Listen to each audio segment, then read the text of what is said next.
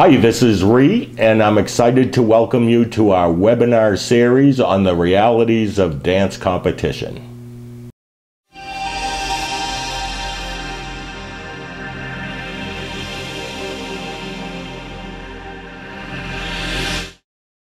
Our competition webinar series is brought to you by our partners at CC.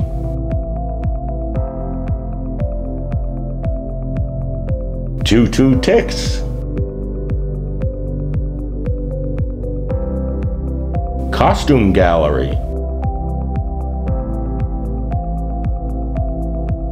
Headliners.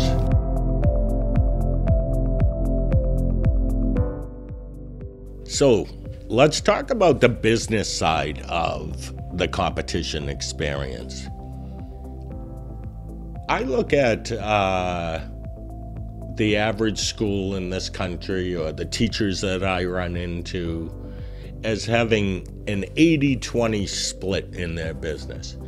And it could be a larger percentage for some schools. But what does that 80-20 split mean? That means 80% of the school is what I would call recreational or preschool, the once-a-week kids. And then that 20% is the competitive side of our programs. I kind of look at it and I say, how much money are we spending on the 20% part? And are we investing in the 80% part so that we can afford to have the 20% part? So, think with me as we go. I am going to bring in a choreographer. The choreographer is $1,500 for the day to set this piece on my 10 most advanced kids. Now, the kids can't afford much more than what they're already paying for entry fees and tuition and costumes and shoes and all the other things that go with it. So the 15 comes out of my pocket. But I consider it a good investment because chances are this is going to make my school look good. So it's $1,500 spent well. Now, I have to put a lot of time into the music, so we're going to pay to edit the music, and we're going to go a little overboard with the costume. It's going to cost a little more than normal. Now, the kids go into a dance competition and they win. They win overall, high score, everything. So I could think, wow, that $1,500 was a very, very good investment. And I feel good because this weekend was such a success for the dancers and for my school. So while we were away at that dance competition, we had some assistant teachers who were covering classes at home.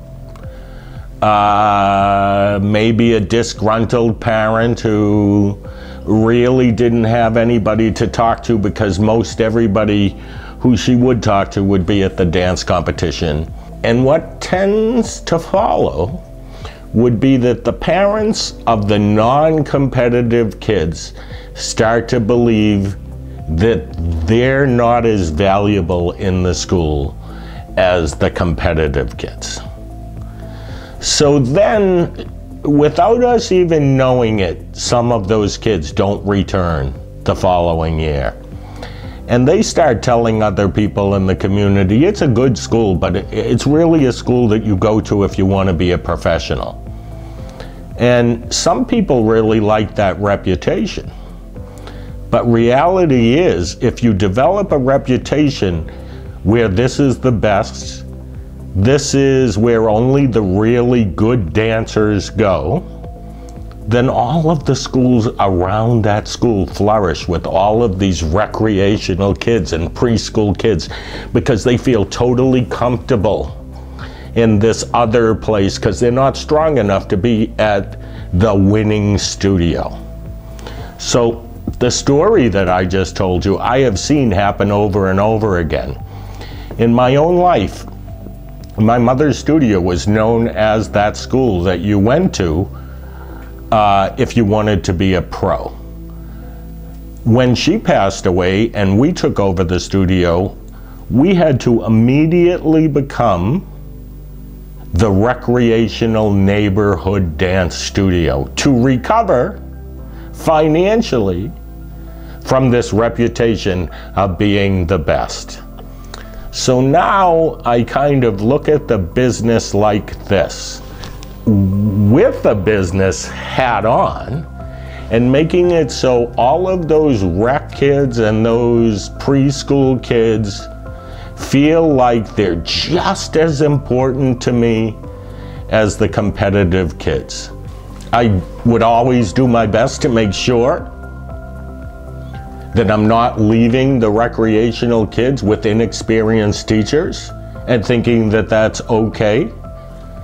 And now let's go back to the $1,500 that we spent on the choreography. I'm gonna call it 2,000 grand total between the music and the extra money I had to throw in for the costumes because I couldn't ask the parents for the amount of money that I wanted to spend on the costumes.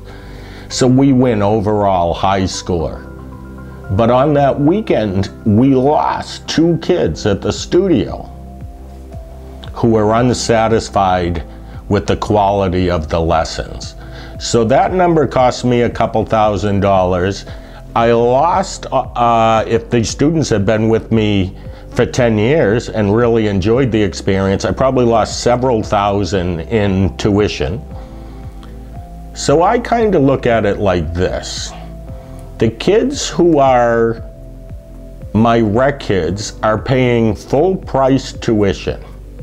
Maybe they should be the ones that get the $1,500 investment. Maybe they should get that outstanding choreography.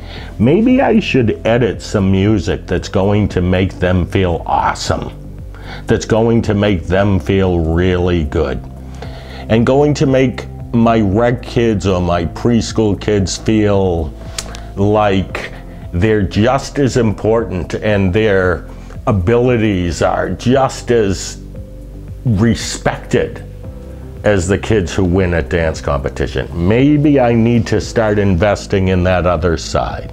So let's continue on this business track here and talk about a couple of things that I believe are important when it comes to business, but related to dance competition. I've eliminated the word competition from the agenda. I like the words intensive, pre-professional, concentrated study, parents love accelerated track. Start to refer to the kids in the studio as dancers and start to come up with some kind of a name that does not incorporate the word competition. Think about when it comes to choosing dancers to participate in competition. Think about their performing ability. Think about auditioning them in a way that you could find things about them and their personalities that you could create choreography around. Don't audition them and say, okay, I need to see 3 pirouettes. I need to see you do a battement a second, and I want you to grab your leg here. You are now limiting the amount of kids who could participate in the program. When in reality, this little girl who is not as strong, she has a great speaking voice. She has a great personality on stage. So maybe I'm going to create a piece of choreography where she gets the opportunity to do that speaking and be in a piece of choreography where she can excel and build confidence while other dancers are dancing around her. Maybe there's some sort of a message that could go out with this piece of choreography and this dancer that you've accepted into the program. Don't always believe that kids have to win in order for you to be a success. Know that creating a piece of choreography for a group of 7-year-olds who all do shuffle ball change on the same count at the same time is a success. A success for you as a teacher and a success for the kids. And that if somebody looks at that and gives it a high silver medal or a gold medal and you wanted a titanium, don't you know that these kids need to work harder to achieve and get to that spot? And that they should know that as well. So I look for inclusion. I look for the kids who really want this, and I look for what it is that they can add. And if they may not be strong enough to be what I would call a full-fledged member of the intensive program, they would still be able to take the classes, but maybe they do less choreography. Maybe I bring them in and I say, you're going to be a part of the tap piece and you're going to be a part of the contemporary piece, but you're not going to be a part of the ballet piece until you've achieved this, this, or this. I feel like the more kids that we can include in the process, the better off our, how do I want to say it? The better off the atmosphere of the studio will be, because there aren't going to be all of these resentful kids and all of these resentful parents. So I think there's another place that's important for us to go when it comes to the business side of things. I know that many of us would say that we don't have kids who are our favorites, or kids who are featured, or kids that we think are better than the other. Or we'd at least deny it if it was something a parent came to us and said. But I need to make the point that perception can be just as important or deceiving as you actually doing it. And what do I mean by this? Same 3 kids front and center in all of my choreography. Now I might be able to justify that and say, well, they're my 3 best dancers, that's why I put them in the center. But they don't understand how we cannot call that favoritism. Or that this girl is doing 2 or 3 solos and this other girl is doing 0 solos. Or that I walk into class all the time and the same kids are next to me. Or I go across the floor to do progressions and the same 2 kids are leading across the floor all the time. So I kind of look at it as perception. And when it comes to a piece of choreography, I kind of consider myself a really good choreographer if I can look around the room and find the dancers that may not be so strong and come up with something that's really cool for them to do, where they shine. In my choreography, where they're right up front. I don't have to hide them if I am a choreographer. With that in mind, I do everything I can to change up that choreography, to change up my classroom, to honestly never give any child more than 1 solo. And honestly, you have to deserve that solo. It isn't just because you can pay for the solo. But that's another seminar later on.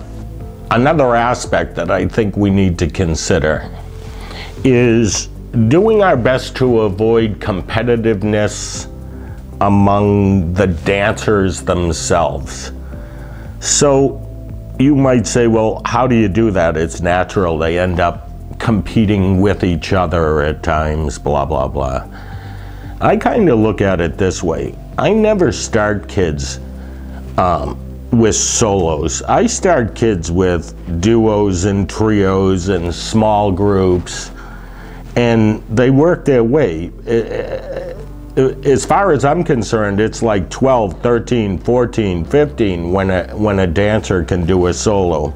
In the meantime, they're building relationships with other dancers. These 3 girls who've been doing this trio since they were 6 years old all hang out at each other's houses and really enjoy each other's company.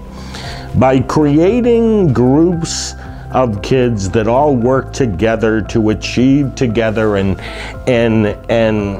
to experience the success with each other is so much better than the individual experience. And this one scored a titanium medal and this one scored a high gold. So now the kid who scored the high gold doesn't like the girl who won the titanium, and this negativity starts to spread. And that negativity happens among parents as well. So it turns into this cancer that just kind of engulfs the whole school.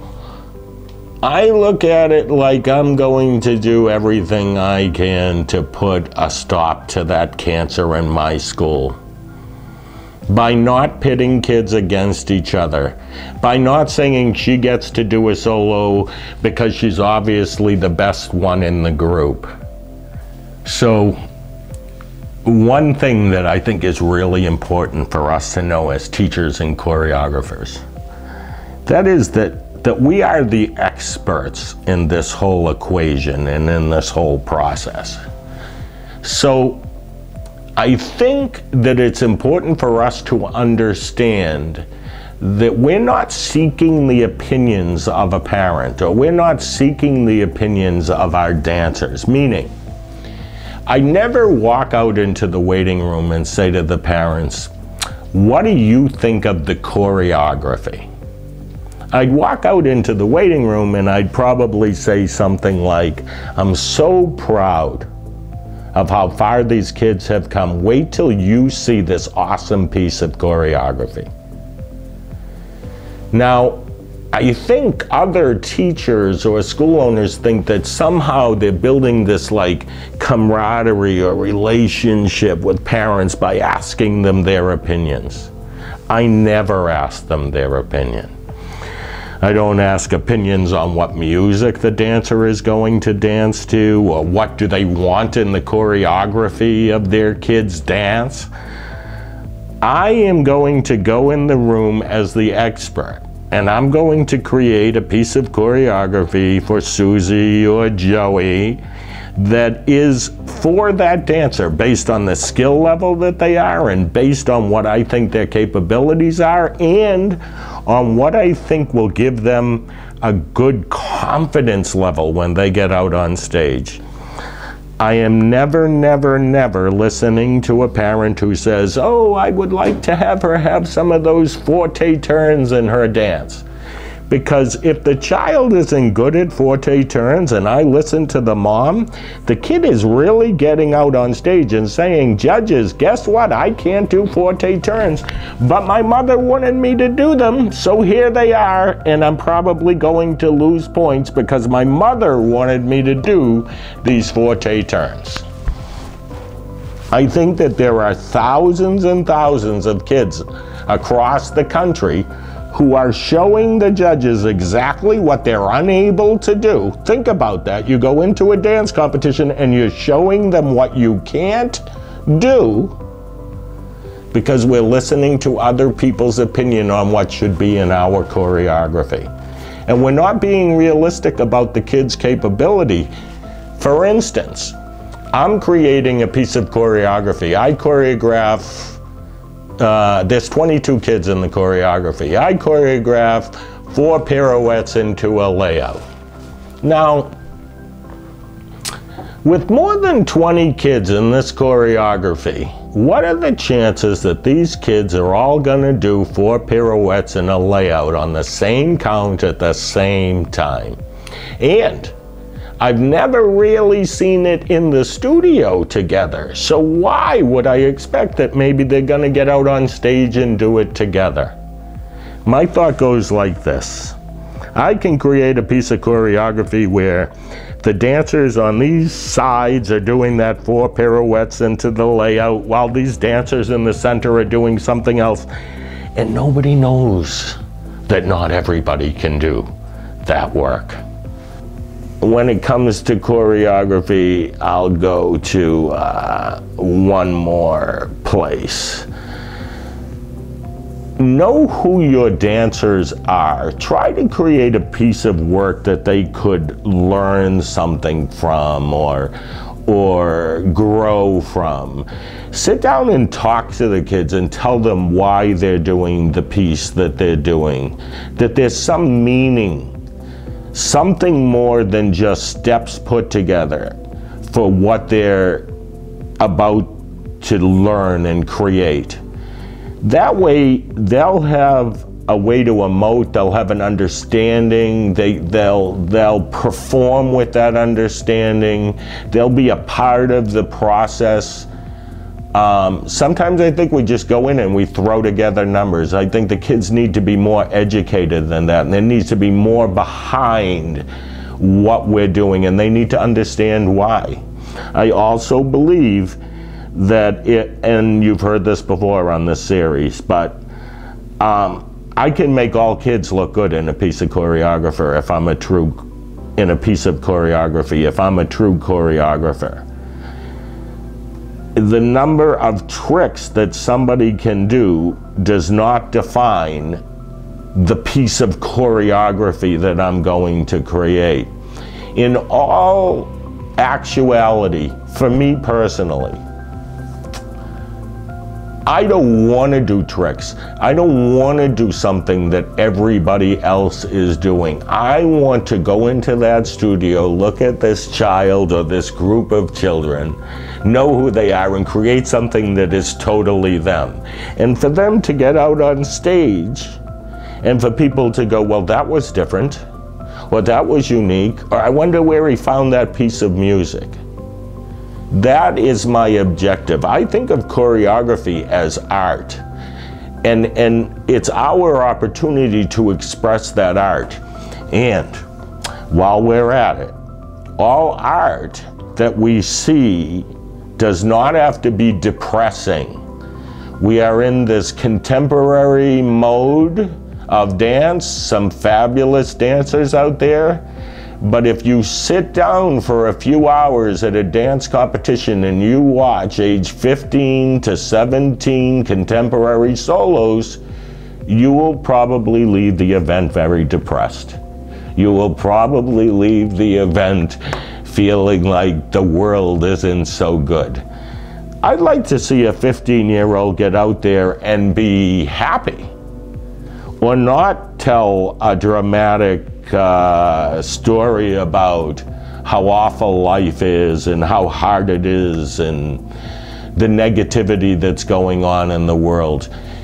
I remember that in the, I've been told, in the 40s during World War II, everybody was really into entertainment because everything was so negative out there. And entertainment was big performances and theater and showbiz and all of that. I think the world is in that place right now, but we're jumping on the negative and how bad things are in the world instead of trying to lift the world. And through dance we can do that. We can express the emotions of life, and believe it or not, there are emotions in this life that are happy ones and thankful ones and things that we should be appreciative of, and we should be teaching that to our kids. So I'd like to cover one more thing when it comes to costuming and age appropriateness, and that is my belief that there are some dancers out there who should be wearing tights. I get the contemporary, I get the line, and I would create a piece of choreography where dancers or a dancer would not be in tights. However, I don't think tap numbers should be done without tights.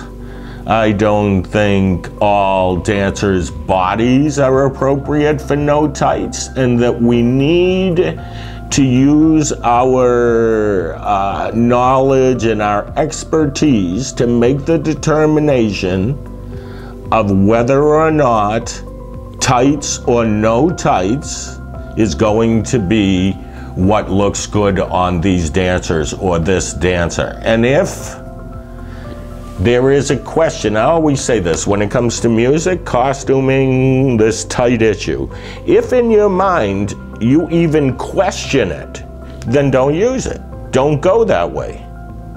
Because probably someone somewhere along the line is going to think the same thing you did when you had that question in your mind. Okay, so we have now finished a dance competition, and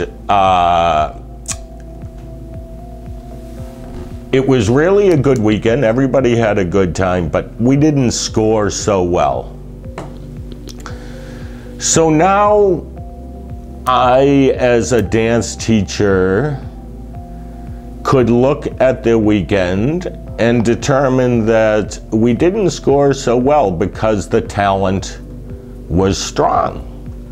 And at this weekend, at this time, there were schools that were actually better than my school.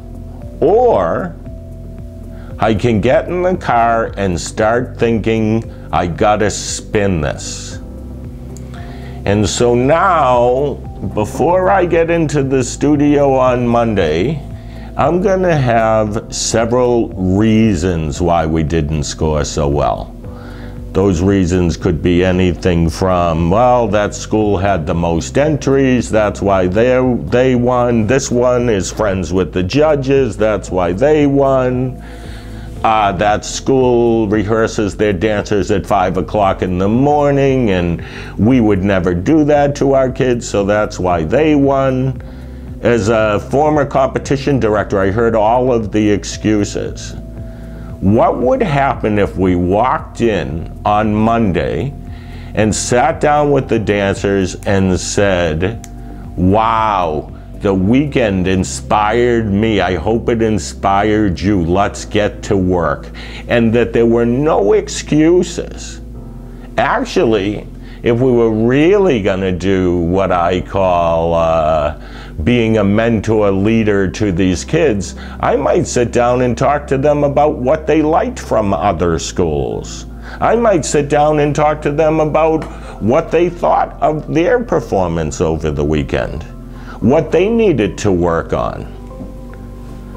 I am a firm believer in accepting how it goes and not coming up with a reason why it went that way.